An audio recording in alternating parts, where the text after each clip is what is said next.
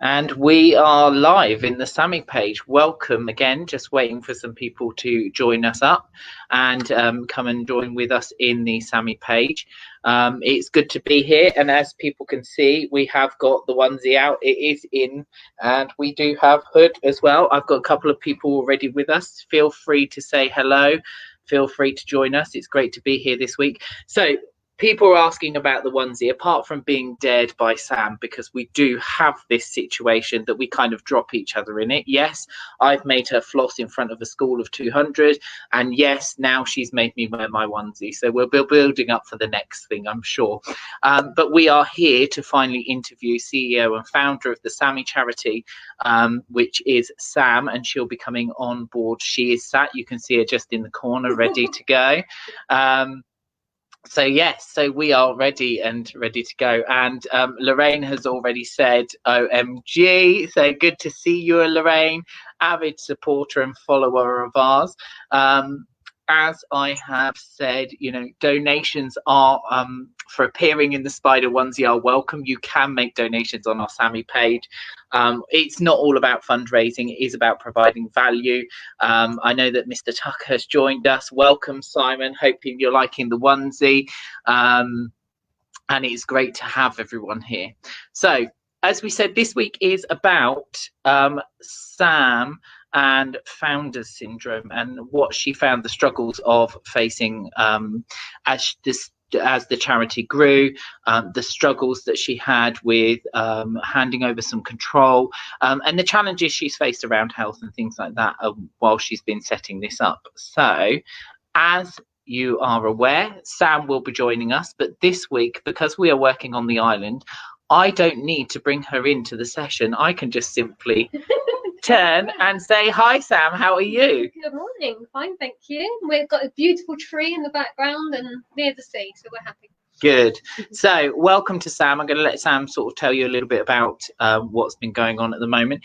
If you do have any questions that you want to email across afterwards, my email address is ricky@samee.co.uk. It's going across the screen there at the moment. And you will find that you can drop me through an email and I'll respond to you. And yes, my email address has changed. I'm all grown up and have a proper email address now. I'm allowed one, so that's brilliant. So I think let's get into it. We've got a couple of comments. Liz has said, Liz, good morning. Welcome, Liz. It's good to see you on.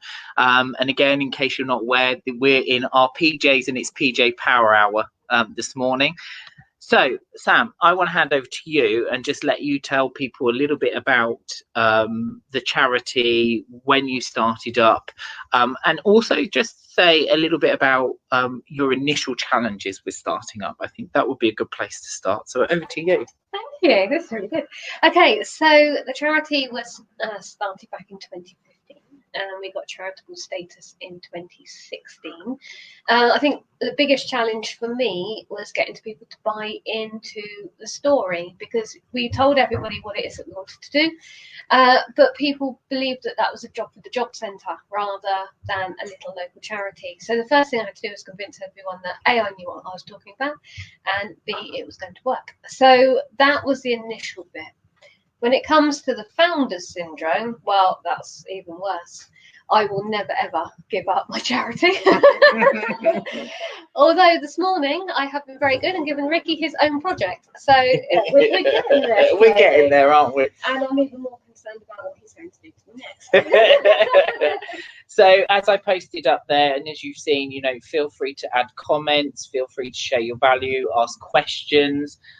You know, this is your time when you can fire a question and Sam can see come up in the comments, and we can ask those as well.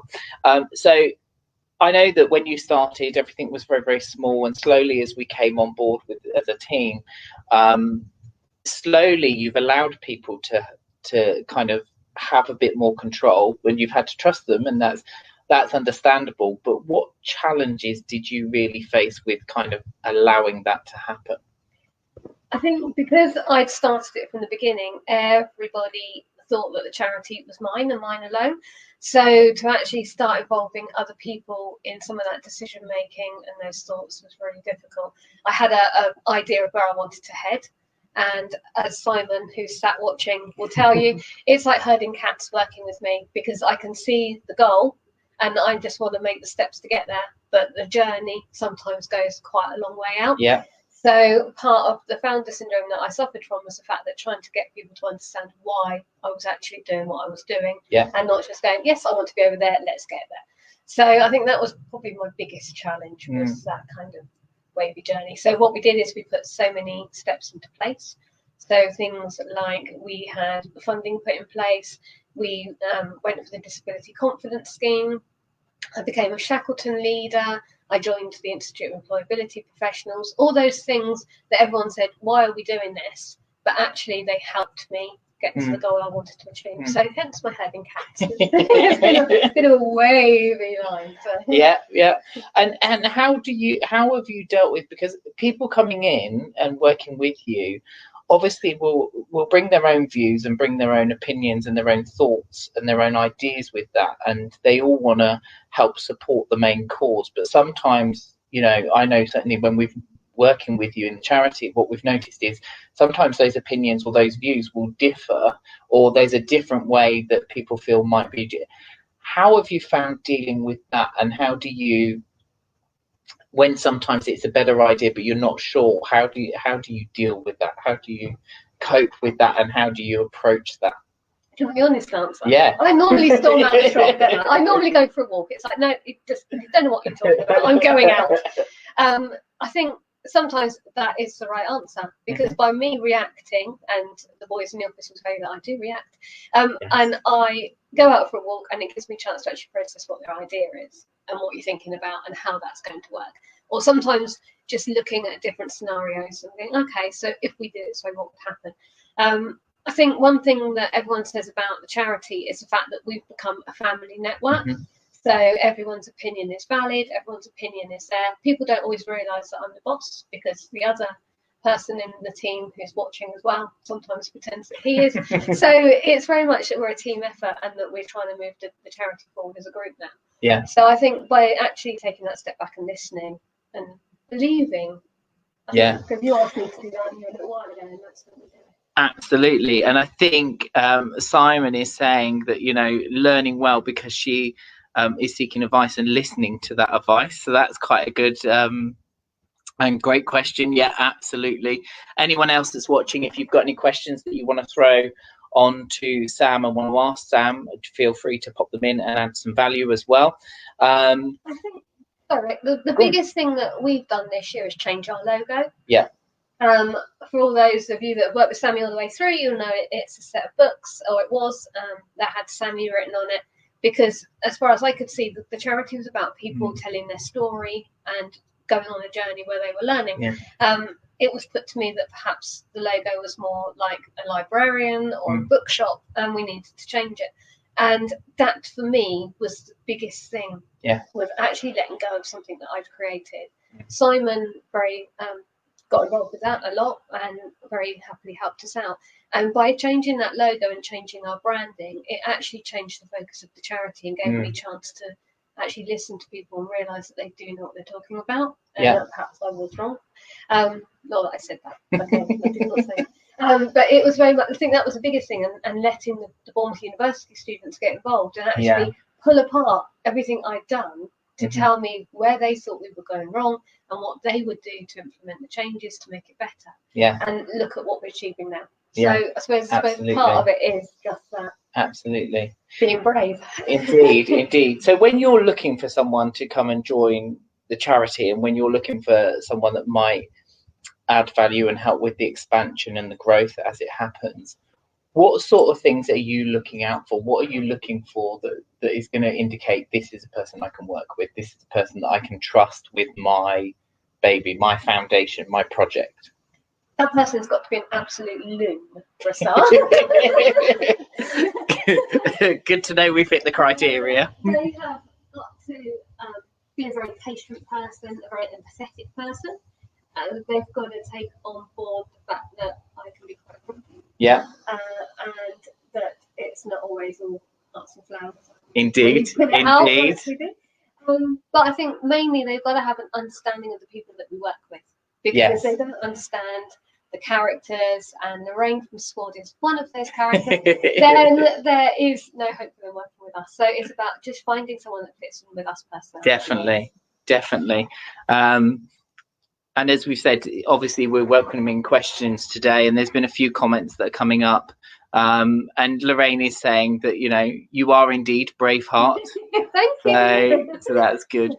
So I think, looking back, what do you think that you would, as you look back on your journey and as you look on the journey of the growth of the charity, what would you go back and say to yourself starting out to make it easier for you to let go and allow people to support you with what you're trying to do? I think I'd have shared more ideas at the beginning. I'd have brought the team on quicker. So for the first probably 15 months, it was me. I was Samee. I was the Samee charity. And it wasn't until I started to bring the team on and to share some ideas and thoughts. But at the time, we were so small, I didn't have the work or the money or the time to actually share it with anybody else. And that's my biggest regret, is that I didn't do that. And that's what I suggest now, is having a trustee board that we've got. So we've got such a wide range of skills. And again, that's important, is bringing the right people in around you. Yeah. Tara, who's a colleague of ours, actually said the other day that you need people on board that have got the same ethos as you. And if they haven't got the same ethos, they shouldn't be working for charity. So it is finding the right people. The husband's here as well, nodding his head. Absolutely. And for those that are kind of wondering what I'm doing if I'm leaning backwards and forwards, it is just operating the studio that we're coming from. He's actually virtually. So I think that's some good points we've raised today, and some valid things that we've covered. What do you feel now is moving forward? What do you feel is the vision as we move into the future for the charity? Where do you see it going? What are your thoughts around this? Well, now I've got my Isle of Wight office. With your tree in the background, your sparkling tree. I think moving forward, we're going to be concentrating more on the disability element of our charity. We're going back to our roots a lot more. Yeah.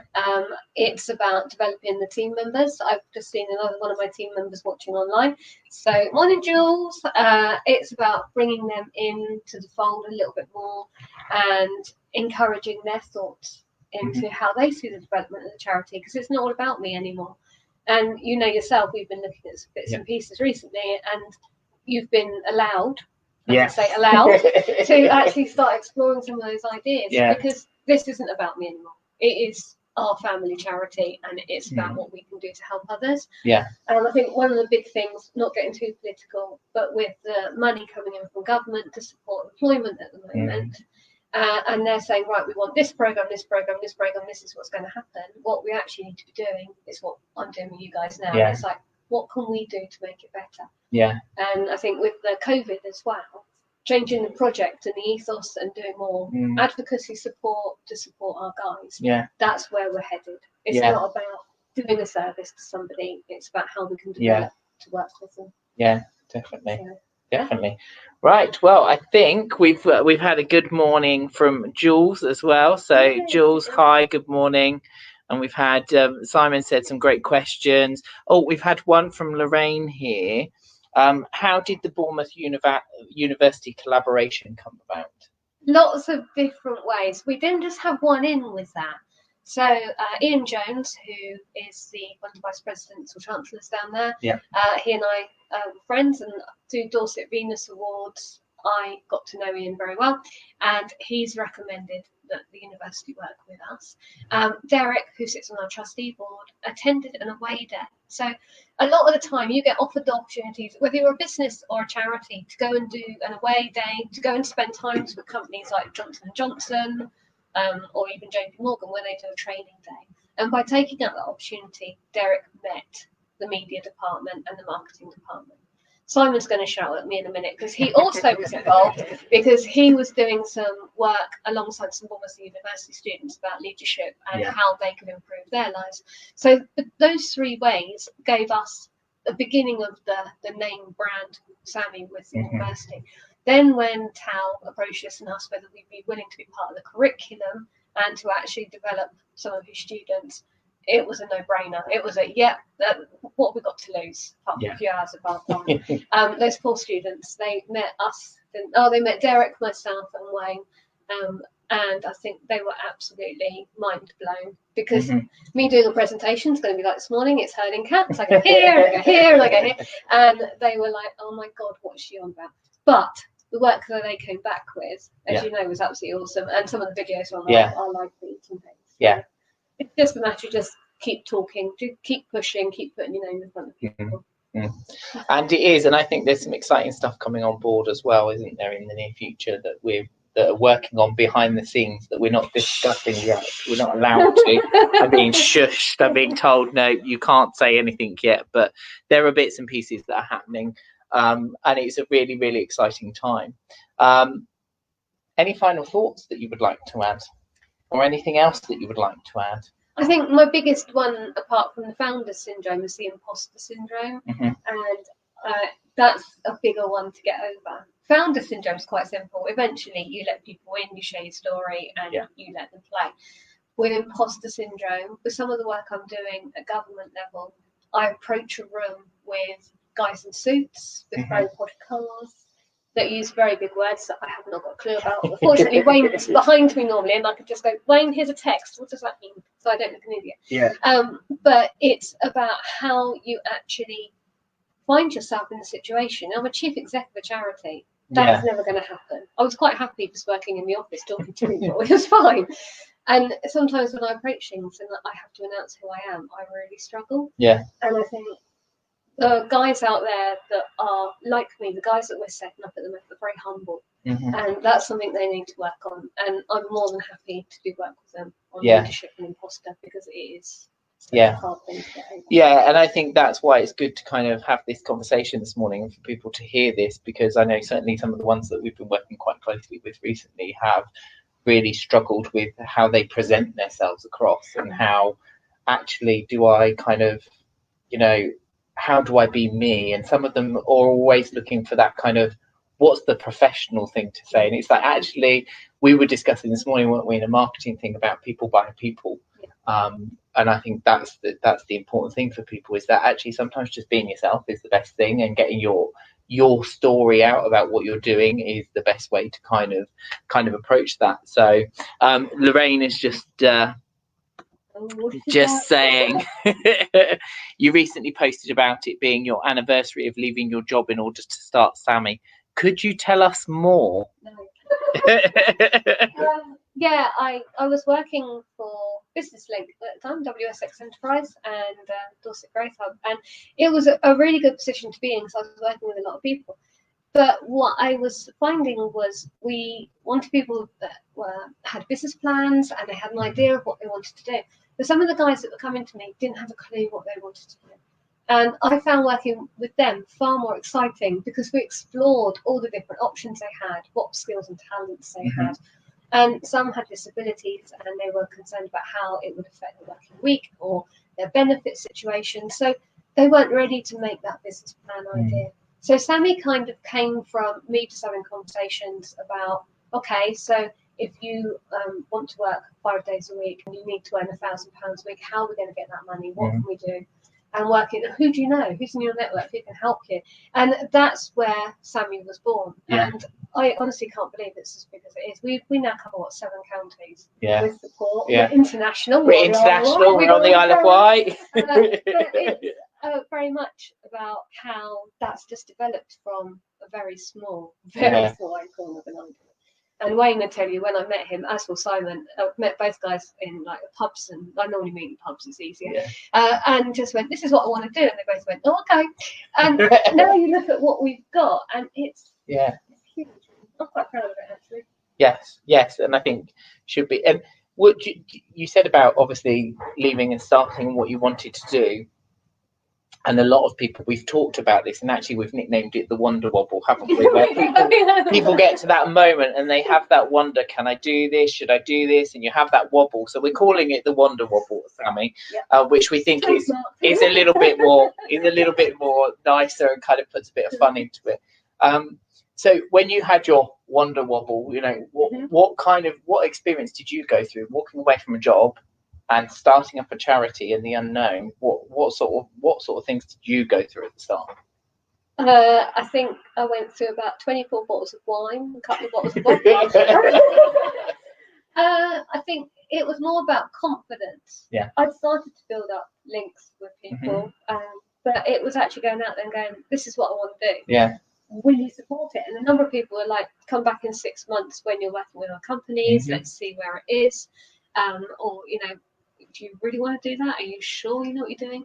I have to say, Wayne was really good because he and Ansbury supported the Samee charity, as did Jules with her prospects team. Yeah. And it was very much just about building that and just going, can I do this? Can I do this? Can I do this? Mark's he sat over there eating bacon. He was really good at the reassurance side and paying the bill on the wine, and just making sure that I was taking those little steps forward. But it is confidence, 100%. And people that don't know me very well will know that I am not as confident as I make out. And Mike Lammers will probably comment shortly and go, but it's confidence thing. And Liz has just saved, actually, she loves the name Wonder Wobble. What's the comment about professionalism, Lorraine? Yeah, Lorraine, professional. I wonder who that could be. So yeah, and I think just maybe a final thought for people would be, for people that are suffering with this founder syndrome, who are looking to expand, looking to grow, what would be a couple of top tips that you would give them, how to deal with it and how to kind of move past that, and how to find the right people, kind of thing? I think collaboration, actually sitting down with a bacon sandwich and a cup of tea and going, okay, let's talk about your ideas. I think if you shut people out and tell them they don't know what they're talking about, you're closing doors to opportunity. A bit like with the BU thing, there was people that went, don't even go there. And it's like, actually, we're opening our doors to new ideas, new concepts, new things. Yeah. So I think the first thing would be that. And also just take the chance, take that opportunity. So when I worked with Johnson & Johnson and they were saying to me, tell us about the charity, I found that what I was telling them wasn't really what they were hearing. Yeah. So again, just making sure that you're telling your story in the best possible way, so that people actually understand the goal that you're trying to achieve, and don't move your mission just because somebody's going to give you a nice pot of money just to tell you their idea. Yeah. Actually work with people. Collaboration is key. Yeah. Brilliant. Well, thank you very much. Everyone seems to have had a good time. We've got some love hearts and some likes, so yeah, and we've still got viewers, so that's always good. Excellent. So I think that's covered everything, and thank you for taking the time with us today to do this. I know you were kind of a little bit like, do I want to put myself in front of that camera? And I was like, you'll be fine, honestly. So I think everyone has got some great value with it. And actually, someone's saying there as well, one of the office team is saying having like-minded people around you is vital and encouraging them to use their skills. So absolutely. And the skills is really important. So we should have a TV show. Sorry. The other thing I'm going to say, and Lorraine will understand this, is go for the awards that you're offered.